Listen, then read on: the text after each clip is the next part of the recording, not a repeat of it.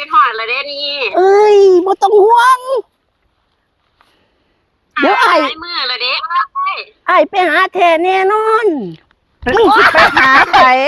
ฮะมึงโทรหาไผไป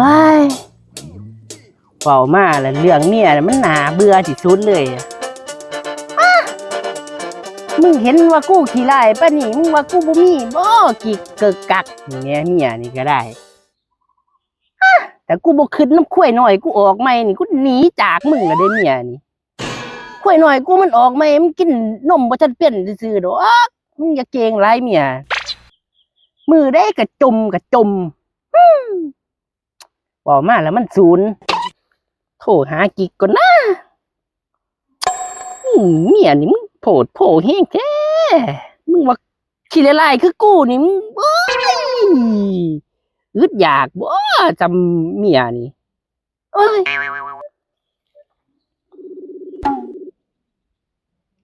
ใครล่ะ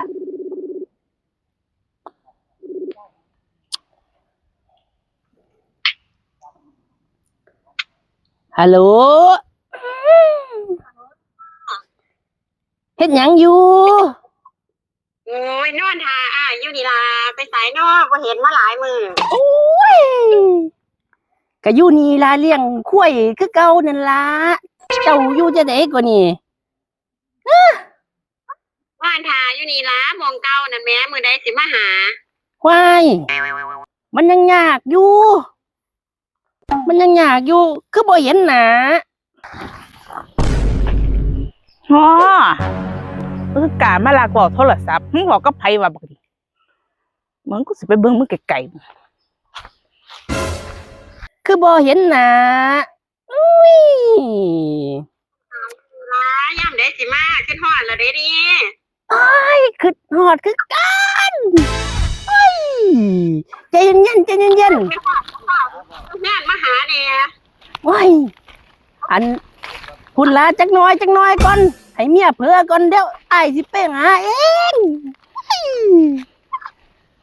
ป้ามาได้ขึ้นฮอดแล้วเด้นี่เอ้ยบ่ต้องห่วงเดี๋ยวอ้ายมือเลยเด้อ้ายไปหาแทนแน่นอนมึงไปหาไผฮะมึงโทรหาไผ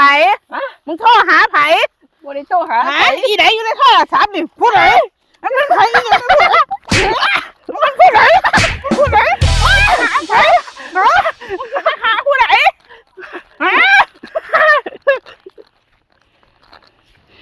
ผัวพี่เด้อน้